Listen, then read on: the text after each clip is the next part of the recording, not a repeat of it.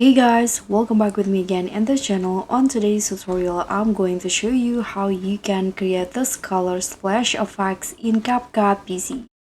So you can start by adding the clips that you want to edit, and then let's remove the background of this clip first. So click on the remove background, and I'm going to just use the auto removal in here. Just wait until it applies to your clip.